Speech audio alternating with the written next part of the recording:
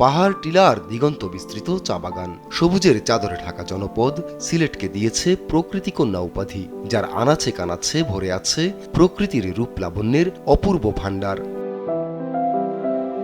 মেঘালয় পাহাড়ের বুক চিরে নেমেছে মনোলোভা ঝর্ণা, কলকল শব্দে ঝর্ণাধারা এসে মিলছে গোয়াইনঘাটের পিয়াইন নদীতে। এমন সৌন্দর্য বিছানাকান্দির খাসিয়া জৈন্তা পাহাড় ঘেঁষা ঝর্ণা, নদী আর নুড়ি পাথরের স্বর্গ জাফলং। পাহাড়ি ঝর্ণা বেয়ে নেমে আসা পানি পাথরের বিছানা ছুঁয়ে কলকলিয়ে চলে যাচ্ছে ধলাই নদী দিয়ে। সাদা পাথর পর্যটন কেন্দ্রের এই দৃশ্য মন ভোলায় যে কারোই।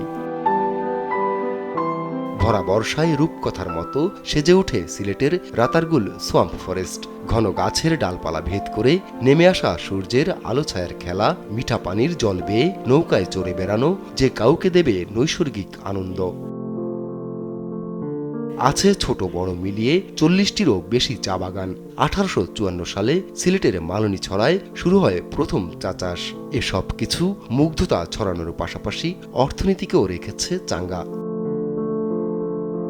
শুধু প্রকৃতির রূপ লাবণ্যই নয়, ইতিহাস আর ঐতিহ্যও সগৌরবে আছে সিলেট। ইসলাম প্রচারের জন্য এখানে আসেন সাধক পুরুষ হযরত শাহজালাল রহমতুল্লাহ আলাহি ও শাহপরাণ রহমতুল্লাহ আলাহি সহ 360 জন আউলিয়া।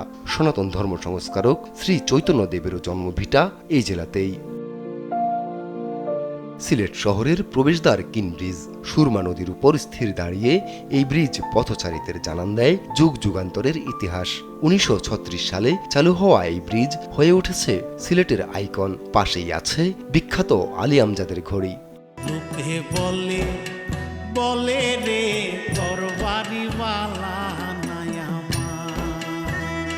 হাসন রাজা, বাউল আব্দুল করিম আর দূরবীন শাহের গান কে শোনেনি। বাংলা সিনেমার স্বপ্নের নায়ক সালমান শাহ, মহান মুক্তিযুদ্ধের প্রধান সেনাপতি এম.এ.জি. ওসমানী, মুক্তিবাহিনীর সেকেন্ড ইন কমান্ড এম.এ. রব এ মাটির সন্তান, যারা প্রকৃতি কন্যাকে নিয়ে গেছেন অনন্য উচ্চতায়।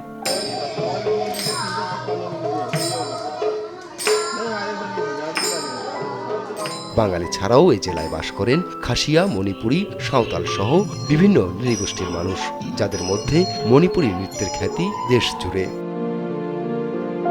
দেশের প্রথম গ্যাস ফিল্ড, প্রথম গ্যাস চালিত বিদ্যুৎ কেন্দ্র, তেলক্ষেত্র, কাঁচবালির সর্বাধুনিক মজুদ, সব মিলিয়ে স্বয়ংসম্পূর্ণ জনপদ সিলেট।